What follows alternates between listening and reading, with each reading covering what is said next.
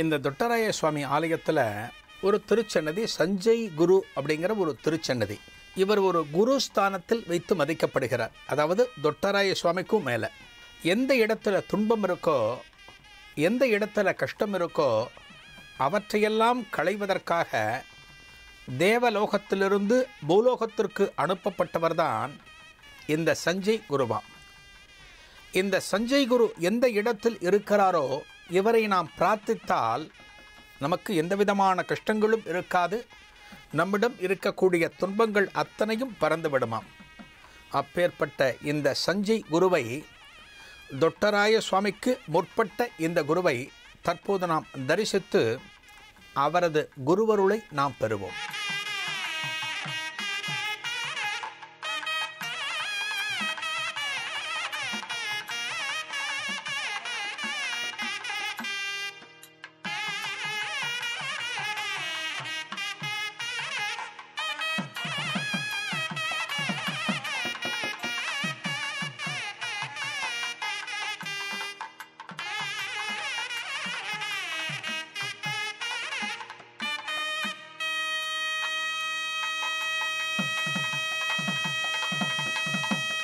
ஒரு குறிப்பிட்ட பரம்பரையைச் சேர்ந்தவங்க தான் இந்த இடத்துல வழிபாடுகளை வெகு சிறப்பாக நடத்தி வருகிறார்கள்.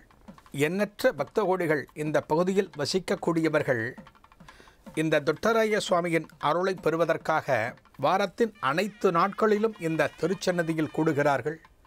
முக்கியமாக வியாழக்கிழமை தினங்கள், ஞாயிற்றுக்கிழமை தினங்களில் பல்வேறு பகுதிகளில் இருக்கக்கூடிய அன்பர்கள் இந்த ஆலயத்திற்கு வருகிறார்கள்.